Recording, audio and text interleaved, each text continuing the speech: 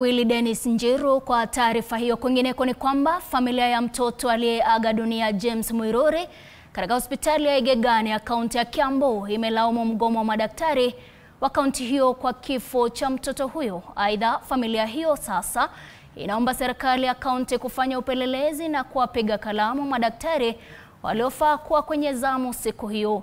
Mwanahabari wetu Muthoni Brenda na uketo wa taarifa hiyo.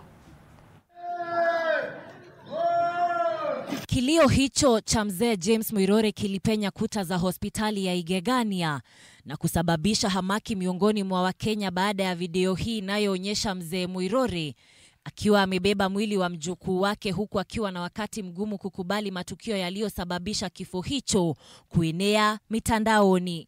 Hii ni maiti nilikuwa naye. Akijiangalilia video hiyo, mzee Muiruri alihadithia TV47 yaliyotukia kutoka alfajiri Jumanne wiki hii. Mtoto alipofikishwa katika hospitali ya Igegania hadi saa 12 jioni, alipofariki mikononi mwa babu yake katika mapokezi ya hospitali hiyo. Mtoto huyo wa miezi 11 alikimbizwa katika hospitali ya Igegania baada ya kupata joto nyingi mwilini, lakini madaktari hawakuwepo kwani wako katika mgomo unaoendelea katika kaunti ya Kiambu. Alipewa huduma ya kwanza na wauguzi na baadaye kupelekwa katika hospitali ya kibinafsi iliyo katika eneo hilo. Wakati walimpeleka huko wakaanza kufa ati madaktari wamegoma. Baada ya kumhudumia mtoto James Muiruri, hospitali hiyo ya kibinafsi ilishauri familia kumpeleka mtoto katika hospitali ya rufaa kwani alikuwa katika hali mahututi.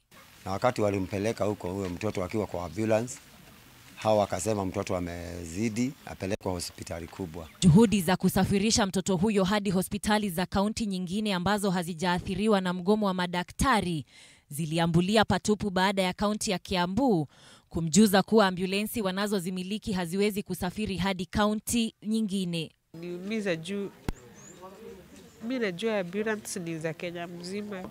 Marawa hawajagoma. Nikawaambia waweke mtoto wangu kwa gari ambulance tufike hapa Blue Post. Watu wa huko Murang'a watume ambulance yao ndio tukutane hapa Blue Post tubadilishe mtoto. Wakaniambia hiyo ni mambo haiwezekani. Kinyume na mapenzi ya familia, mtoto alirejeshwa katika hospitali ya Igegania. Nikauliza daktari, mnaweza nipatia hii kamtungi kadogo tufuke baka Maragwa alafu mtungi kwa sababu ni akaunti turudishe. Akaniambia hiyo ni mambo haiwezekani. Baada ya kuona kuwa hali ya mtoto Muiruri inaendelea kuwa mbaya, babu huyo akiwa katika hali ya sintofahamu alimchukua mjukuu wake kutoka kwenye kitanda na kaanza kutembea naye hospitalini akitafuta usaidizi. Kichwa changu na macho yangu haikukuwa inataka kuona mtu akona ni kabuti ya white ama daktari hata mmoja. Katika pilka hizo ambapo mtoto James Muiruri ambaye alitarajiwa kusherehekea siku yake ya kuzaliwa Jumamosi ijayo alikata roho akiwa mikononi mwa babu yake. Mtoto nimename after baba yangu. Ndio maana hadi huko kwa hizo video mnaona ako na uchungu sana. Kulingana na familia hiyo, siku ya Jumanne itasalia kumbukumbu chungu ya kifo cha kitinda mimba wao ambaye angeokolewa iwapo madaktari wangeshirikiana na serikali ya kaunti ya Kiambu. Hata kama bibi tungekuwa hosi, lakini